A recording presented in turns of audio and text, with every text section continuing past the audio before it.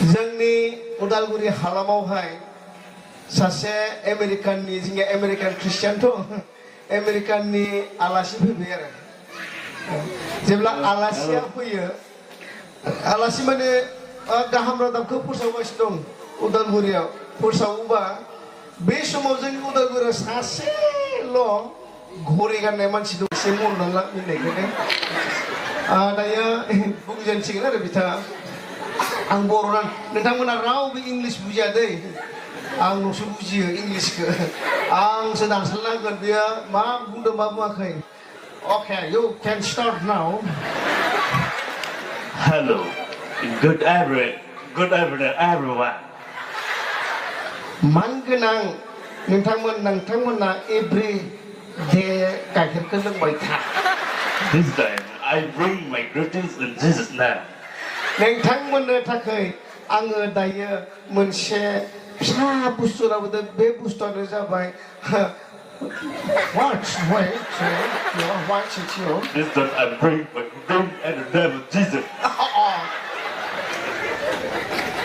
नोंथांमोननो गासैनोबो जिसुनि आथिंखौ लाबोनाय जादों.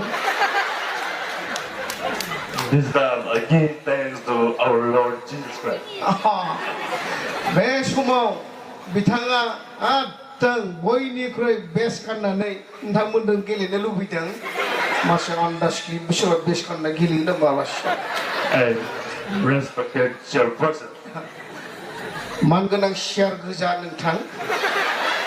And also all the respected audience. मान गोनां अडिअ रेडिअ खोनासंग्रा नोंथांमोन. Today I'm very happy to be in the room. दिनै बिथाङा जोबोद हाबलु हाबला खालामनानै नोंथांमोननियाव फैनो हाबाय. And also I think you are also happy with me. जानो हागौ नोंथांमोनाबो लामाया खायलें खुलें दंदां बेखाय आरो मा लामानि फर्म फैलाय. Anyway, नोंथांमोना जिखौनो जाया मानो जाबाय था. today I want to share what's word among your people. दिनै आं नोंसोरनो थाखाय मोनसे Today I want to share what's word among your people. दायो आङो नोंसोरनो मोनसे गोजा शेयार होनो इच्छा खालामदों. खब होनो हागोन बियो. So today my topic is about God's love. इसोरा दंखायोब्ला नोंसोरहा मुलाम्फा जागोन.